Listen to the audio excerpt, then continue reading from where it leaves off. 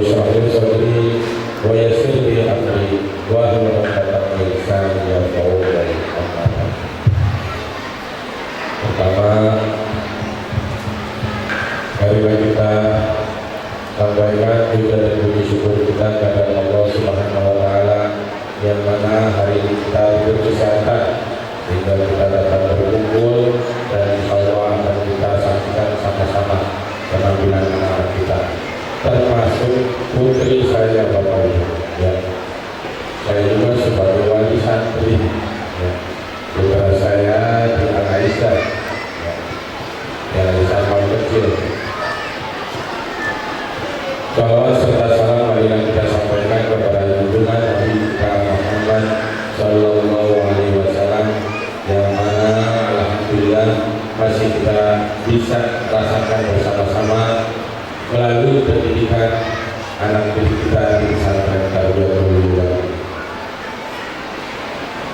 Yang saya hormati jajaran Dewan Pengasuh Asrama, yang saya hormati para panitia, dan yang saya hormati tak lupa bapak-bapak dan ibu-ibu wali santri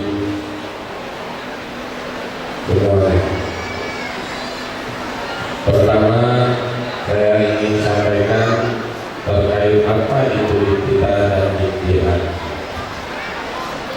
Iftitah ini sebetulnya diadakan 6 bulan pertama, ya. Berhubung ceritanya tahun ini, awal tahun ini kemarin masih ada COVID, ya. Makanya iftitahnya digabung, ya. Namun jalan-jalan macam takhir, gitu. Jadi disatukan dengan acara iftitah. Iftitah itu acara tasyakuran anak nol kecil atau anak tahun pertama yang masuk ke pesantren sini, belum bisa baca Al-Fatihah, sekarang alhamdulillah sudah bisa membaca Al-Quran. Itu tasyakuran iftitah, ya. Sedangkan imtihan, ya, imtihan itu acara tasyakurannya kalau besar santri tahun kedua, ya, yang telah menamatkan, menghatamkan, membaca Al-Quran, ya. Mungkin sampai sekarang sudah lebih, ya. Sudah satu Quran berapa juz. Itu iftitah dan imtihan. Intinya acara tasyakuran.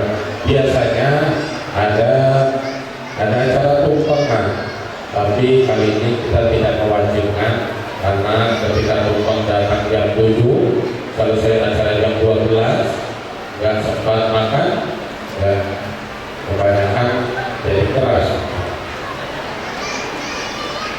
Kemudian sedikit saya ceritakan terkait dengan sejarah Tarbiyatul Ulama, bahwa dulu tahun 1988 ya,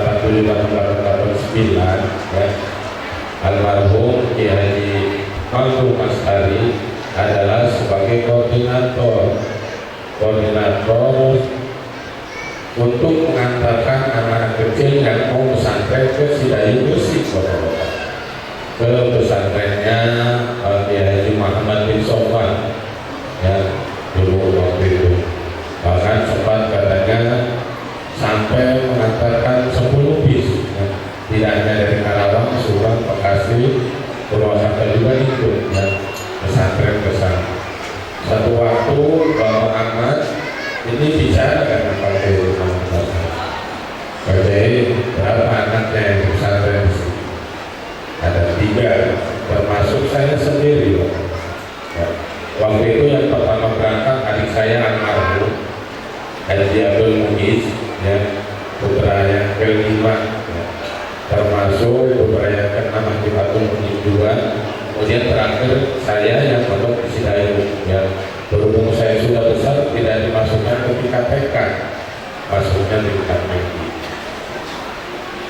Derajat TK Pak Kiai di Mampu ini semuanya anaknya pesantren, termasuk anak yang pertama, kedua, ketiga. Yang pertama di Lirboyo, yang kedua di Gedongan Cirebon, yang ketiga di Cirebon, di Wino, ya, semuanya di pesantren. Pak Kiai Mampu Pak Ustaz daripada repot Gresik, ya, mendingan buka aja pesantren di sana. Bagaimana caranya? Caranya kirimkan kader, ya, kirimkan kader. Di antaranya yang sekarang masih ada itu kita dari awal adalah Haji Burhanuddin, Mas Sobar ada, ya, atau ada Pak Jabul Hamid.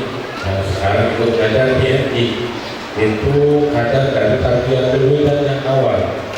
Ya, setelah dikirim ke sana 2 tahun, ya, kemudian tahun 90, 91, 92 kita buka, ya, kita buka TK di sini tahun 92 ini satunya langsung ada 40, gak usah kaget karena sebelumnya biasanya mengatakan anak-anak ke Sidayu, ya.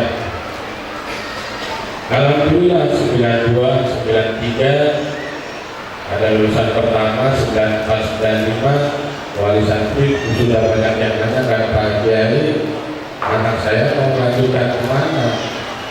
Ya. Tahun 95 baru dibuat MI, ya, meskipun masih gitu. Jadi tadi setelah dapat mandat dari Pak Muhammad, kemudian diobrolkan dan dikonsultasikan kepada guru Kiai Imamul Masari yaitu Kiai Haji Ahmad Busairi, pendiri pesantren ini hanya berlambang yang di depan, ya. Dan dibimbing katanya Bapak buat ada pesantren. Cuma bedakan katanya. Kalau di Sidayu Gresik itu, ya, Sidayu Gresik itu hafalan surat Yasin itu tahun kedua Bapak-bapak. Bagaimana kalau di Karawang hafalan surat Yasinnya di tahun pertama? Alhamdulillah sampai sekarang bisa, ya, bisa dijalankan atas bimbingan dan asuhan dari Ahmad Busairi. Ya. Kemudian siapa itu Bapak? Ya, memang itu dia Abdul Musyid putra dari Bapak Muhammad Mustafa. Itu beliau yang meresmikan ya peresmian awal ketika masih ada rumah asrama Al-Nuzwa.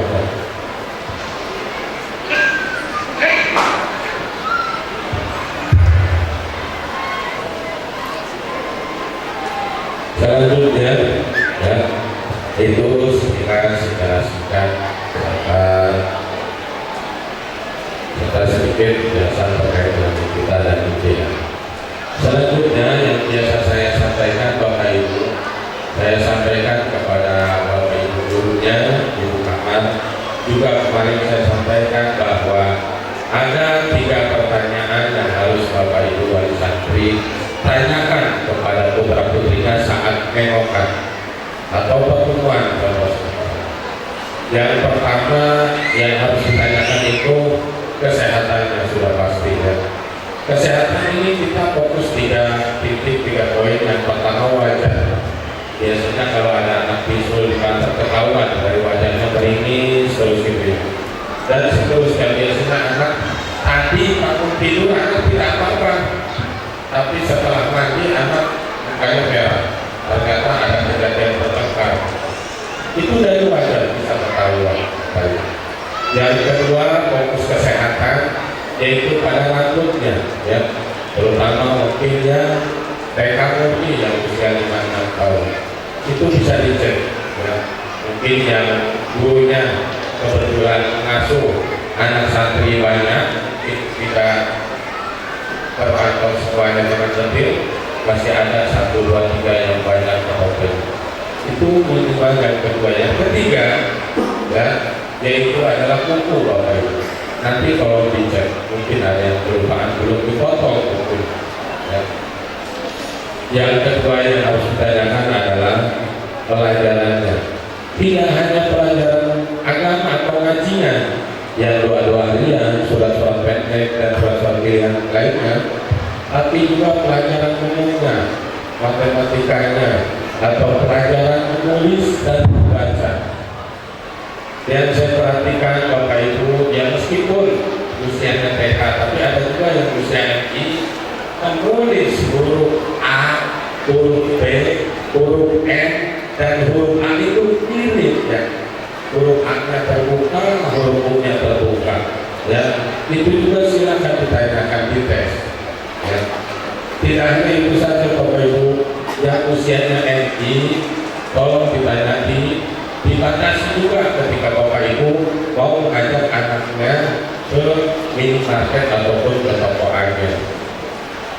Untuk Bapak Ibu yang rezekinya cukup lebih, nah ya, bulan ini jangan lama-lama ya, 10 menit saja dibatasi Bapak Ibu. Biar anak ini terbiasa membaca waktu, membaca jam. 10 menit aja silakan pilih makanannya. Bapaknya mau istirahat, jangan lama-lama. Untuk Bapak Ibu yang rezekinya pas-pasan, bilang aja Bapak anak bulan ini jajannya boleh lebih dari 200.000 ya.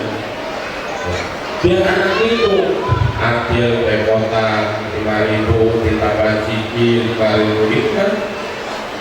Ya, karena saya pernah nanya ke anak sambil buka HP saya, dicek saldo saya, ya ternyata anak belum bisa membaca angka. Berapa jumlah saldo lusa Bapak? Bacanya 57.550. Jadi bukan dibaca 57.550 rupiah. Itu silakan dicek ya, biar kami terus evaluasi karena masih ada waktu, karena setelah imtihan ini anak-anak tidak libur Bapak Ibu. Terus kita lanjutkan pelajarannya, terutama doa-doa dan bacaan puasa ya, sholat taraweh beserta penerimaan zakat fitrah, menerima mengeluarkan ya. Nah, nanti anak-anak belajar puasa di sini 2 minggu kurang lebih. Ya. Yang terakhir yang ingin saya sampaikan, yang ketiga dulu ya, perubahan. Yang ketiga yang harus Bapak Ibu tanyakan kepada anak adalah pergaulannya, sosialnya. Anak akrabnya sama siapa Bapak Ibu harus tahu. Anak suka dibully sama siapa Bapak Ibu harus tahu. Minimal tahu, jangan ditingkatkan juga. Mendingan diobrolkan saja dengan ketika tahu siapa yang membuli anak kita. Ya. Kemudian anak biasa jajan di mana?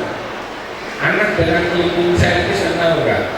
Anak dengan tukang masak kenal nggak? Yang di MI, anak ini akrab tidak dengan wanita? Atau di kamar, anak ini akrab dengan guru kamarnya? Apa akrab dengan gurunya juga? Itu kita minimal harus tahu dan harus paham.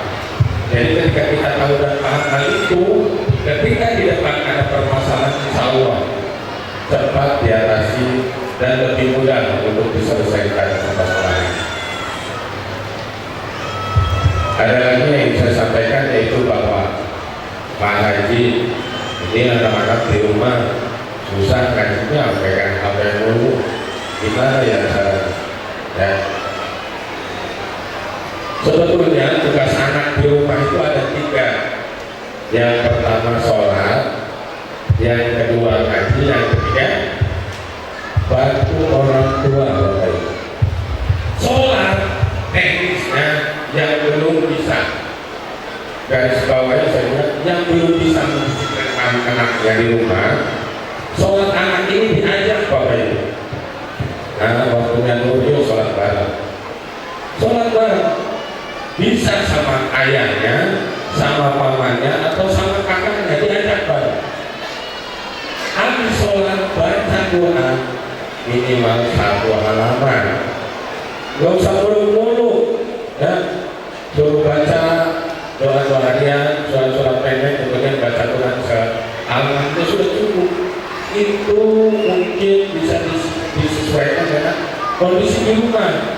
Jangan disamakan dengan yang di pesantren. Ya. Yang ketiga, ya, membantu orang tua, berikan tugas Bapak Ibu. Nah, tolong kalau pagi matikan, dan kalau sore nyalakan lampu. Pagi buka hordeng, sore buka hordeng. Atau nanti tolong 1 halaman, bantu cuci piring. Ya, tidak masalah.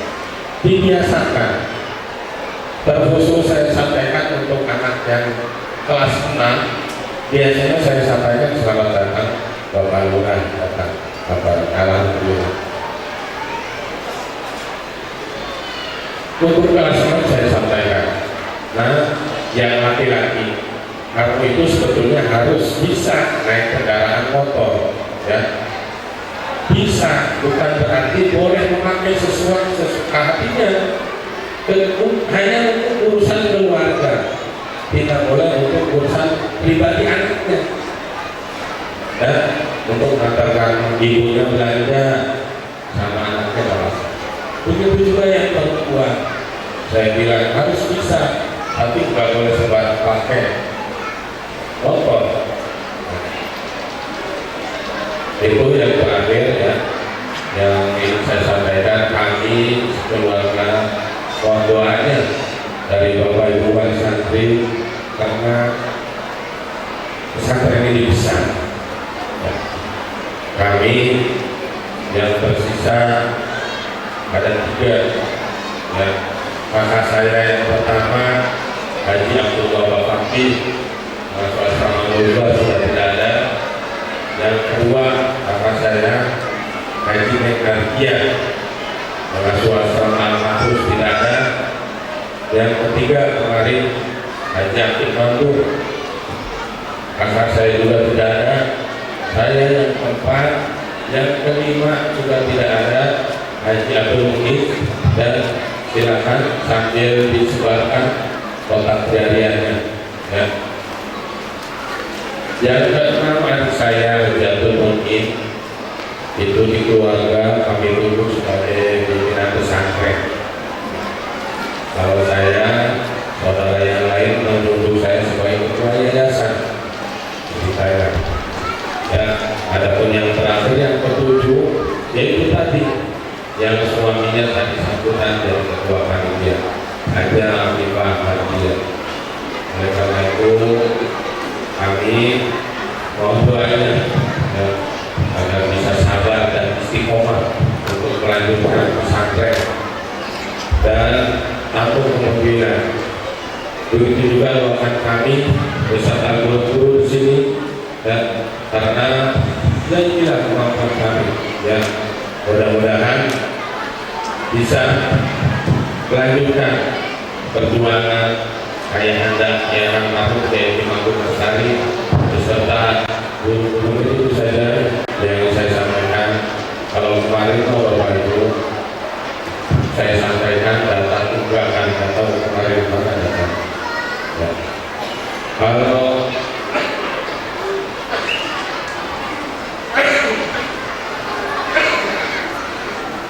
sebetulnya ada informasi dari yang kantor itu 3 ya. Ada 3 selebaran.